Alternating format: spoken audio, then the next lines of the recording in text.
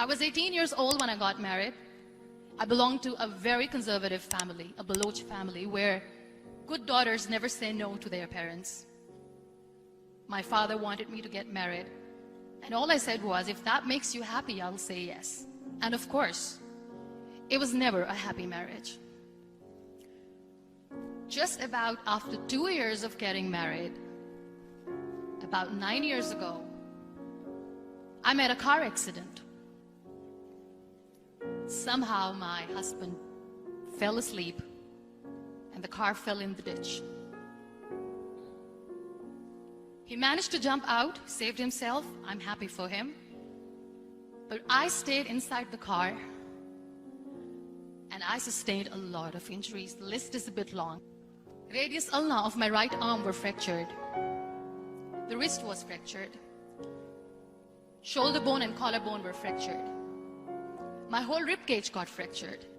But that injury that changed me and my life completely was the spine injury. Many people came to rescue. They gave me CPR. They dragged me out of the car. And while they were dragging me out, I got the complete transection of my spinal cord. Those 2.5 months in the hospital were dreadful. I was at the verge of despair. One day, doctor came to me and he said, well, I heard that you wanted to be an artist, but you ended up being a housewife. I have a bad news for you. You won't be able to paint again. Next day, doctor came to me and said, your spine injury is so bad, you won't be able to walk again. I took a deep breath and I said, it's all right.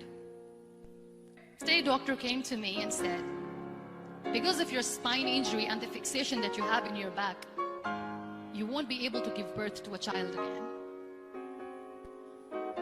That day, I was devastated. And that is where I started to question my existence. Why am I even alive? My mother said to me, this too shall pass. God has a greater plan for you. I don't know what it is, but He surely has. So what kept me going was, one day I asked my brothers, I know I have a deformed hand, but I'm tired of looking at these white walls in the hospital and wearing these white scrubs. I'm getting tired of this. I want to add more colors to my life. I want to do something. Bring me some colors, bring me some small canvas. I want to paint. So the very first painting I made was on my deathbed, where I painted for the very first time.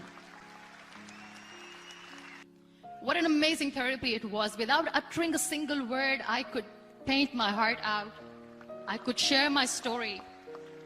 People used to come and say, what lovely painting, so much color. Nobody could see the grief in it. Only I could. And that day I decided that I'm going to live life for myself. I am not going to be that perfect person for someone. I am just going to take this moment and I will make it perfect for myself. That I'm going to fight my fears. So I wrote down one by one all those fears. And I decided that I'm going to overcome these fears one at a time. You know what was my biggest fear? Divorce. But the day I decided that this is nothing but my fear, I liberated myself by setting him free. And I made myself emotionally so strong that the day I got the news that he's getting married, I sent him a text that I'm so happy for you and I wish you all the best. And he knows that I pray for him today. Number 2 was, I won't be able to be a mother again. And that was quite devastating for me. But then I realized there are so many children in the world, all they want is acceptance. So there is no point of crying, just go and adopt one. And that's what I did.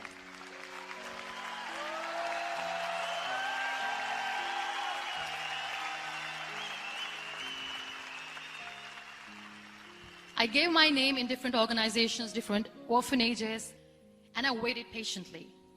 2 years later, I got this call from a very small city in Pakistan. I got a call and they said, are you Munibah Mazari?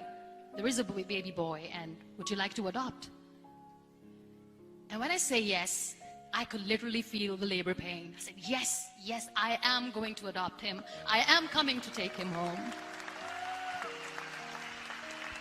And that day, I was 2 days old, and today he's 6.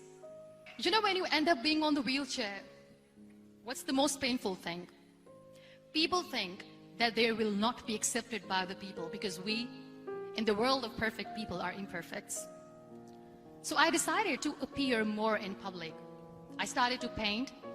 I have done a lot of modeling campaigns, different campaigns. I decided that I'm going to join the national TV of Pakistan as an anchor person. I became the National Goodwill Ambassador for UN Women Pakistan, and now I speak for the rights of women, children. I was featured in BBC 100 Women for 2015. I'm one of the Forbes 30 under 30 for 2016. We have this amazing fantasy about life. This is how things should work. This is my plan. It should go as per my plan. If that doesn't happen, we give up. I never wanted to be on the wheelchair. Never thought of being on the wheelchair. This life is a test and a trial, and tests are trials are never supposed to be easy. So when you are expecting ease from life, and life gives you lemons, then you make the lemonade, and then do not blame life for that, because you were expecting ease from a trial. It is okay to be scared. It is okay to cry. Everything is okay, but giving up should not be an option. They always say that failure is not an option. Failure should be an option, because when you fail, you get up, and then you fail, and then you get up, and that keeps you going. Embrace each and every breath that you are taking. Celebrate your life. Live it. Don't die before your death. Real happiness lies in gratitude. So be grateful, be alive, and live every moment.